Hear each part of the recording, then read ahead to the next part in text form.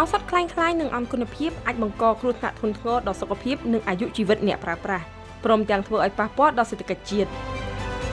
យោងតាមមន្ត្រីពាក់ព័ន្ធបញ្ហាឱសថคล้ายៗនេះបានកើនឡើងទូទាំងពិភពលោកនិងកំពុងតែមានកម្រិតធ្ងន់ធ្ងរគួរឲ្យព្រួយបារម្ភខណៈប្រជាពលរដ្ឋពិសេសកុមាររាប់លាននាក់បានក្លាយទៅជាជនរងគ្រោះ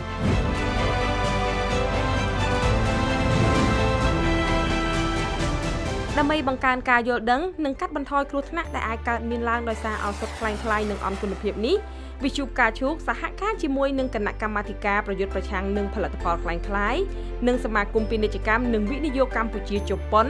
នឹងរៀបចំសិក្ខាសាលាស្ដីអំពីសុខភាពក្រោមប្រធានបទរបៀបកត់សម្គាល់ឱសថคล้ายៗ